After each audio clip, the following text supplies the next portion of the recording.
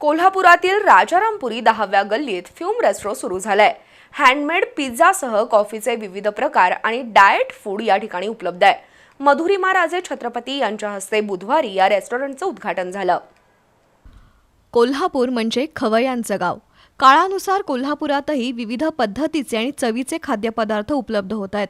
कोल्हापुरातील राजारामपुरी 10व्या गल्लीत सुरू झालेल्या फ्यूम रेस्टोचं उद्घाटन मधुरिमा राजे छत्रपती यांच्या हस्ते तसंच नगरसेविका प्रतिज्ञा उत्तुरे, पूर्वा राणे, विजय खाडे पाटील, रोहित कवाळे, करण जाधव यांच्या उपस्थितीत झालं।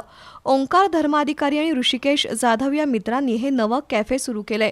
हॉटेल मॅनेजमेंटचं शिक्षण घेतल्यानंतर या दोघांनी काही काळ कतार आणि मुंबईतल्या पंचतारांकित रेस्टॉरंटमध्ये शेफ म्हणून काम केलंय।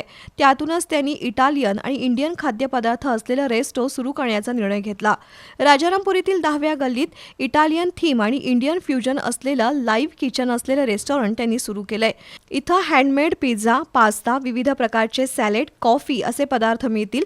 इटालियन आणि इंडियन खाद्यपदार्थांचा आस्वाद घेण्यासाठी या फ्यूम रेस्टोला भेट द्यावी असं आवाहन ओंकार धर्माधिकारी आणि ऋषिकेश जाधव यांनी केलंय। यावेळी माजी नगरसेवक सुभाष रामुगडे, हेमंत कांदेकर, प्रवीण लिमकर, अविनाश पाटील, सचिन कवाळे, सुशांत जाधव यांच्यासह मान्यवर उपस्थित होते।